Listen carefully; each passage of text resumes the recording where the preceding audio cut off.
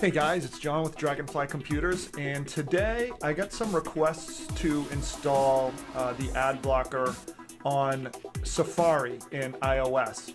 So I had done a couple of videos explaining what ad blockers are and how to install them on Chrome and Firefox. I don't think it would be much different on Mac, but anyway, I did get some requests on how to do it in Safari, so let's give it a shot. I actually have not done it. And full disclosure, I'm not really a Mac guy. I'm not very good with Mac, so if you want to see me struggle, here we go. We got Mac OS X running on Windows 10. What do you think about that? Don't tell anyone. So here we go. This is Safari, and I'm gonna just go through the same process that I normally would. Typing into search, Adblock Plus for Safari, and let's see what we got.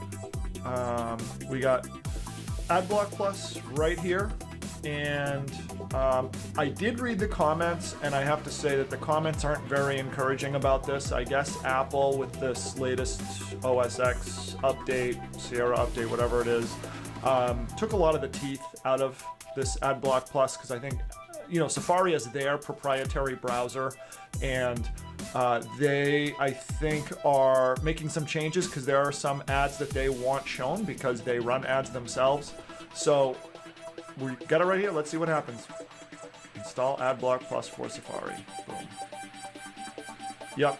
So you can see that the reviews aren't very good, and they want you to do it in the App Store, and I think that's where the change. This is a new update where you have to do it from the App Store, and people aren't very happy with it. So I'm gonna go ahead and get it because I don't care. This is just a test machine. I don't use this thing.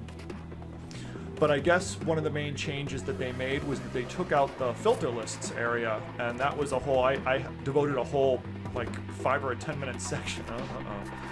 I'll have to blur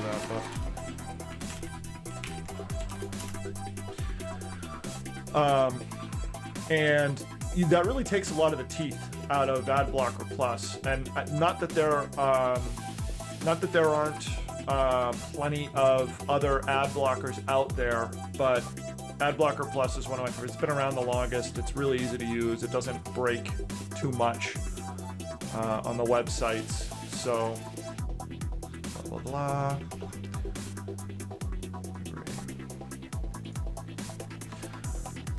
And can we finally get this now?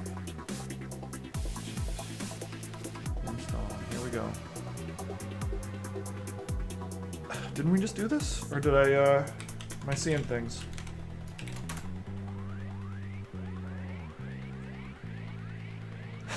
Alright, open. Now let's see what we got. Sorry for the kind of boring part here. I didn't think it would take so long to do. We're almost done. Now we open up and let's see what we got here. Launch Safari preferences. I think we're going to want to do that. And let's see, Adblock Plus.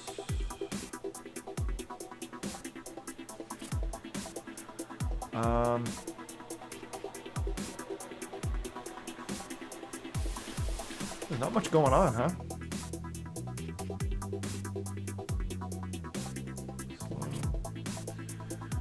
This is not my most exciting video. Finish. So here we go. You get your allow acceptable ads, which you can uncheck. This is what we did on the other browsers, and that's it. There's nothing else to the plugin, and this is where the problem is. This is why the reviews are so bad, as you just saw as we were having a look at them. It really takes all the teeth out of Adblock Plus. I don't really know how much it's going to block when you don't have the ability to add your own filter lists to it. It's probably not going to block that much. So that being said, I mean, here's Safari. I'm trying to think. Let's go to AOL.com. That's a site. Whoops. Sorry, let me try that again. Just because that's a site with tons of pop-ups. And let's see what we got. Whoops. Man, I really don't know how to use Macs. Yeah, it doesn't block very much. I mean, you still got your big ad right here, which is from a major ad. You know, there's ad choices.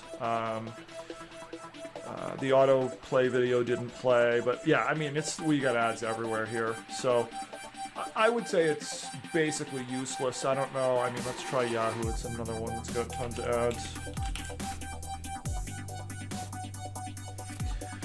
And basically, yeah, there's still ads everywhere. So I would say this is pretty useless unless I did see in the comments section of the app that they are trying to re-add those features in, but I guess Apple kind of rushed them with this latest iOS update and they weren't able to build all that functionality back in. We'll see if they ever get it back. I think my impression is Apple probably made some deals, and if you're going to use Apple's proprietary browser, which is obviously Safari, then you got to play by their rules. It's the same thing with Microsoft Edge or Internet Explorer. You really couldn't customize those very much. They don't really want you touching those. So that being said, that's how you do it. And it's pretty much an exercise in futility is what I would say. So there you go. That's ad blocking in Safari. Have fun. Check out my other videos on how to install ad blockers in Chrome and Firefox if you want to get the job done right. And hopefully you'll like and subscribe, and we'll make more videos soon. Thanks. Bye.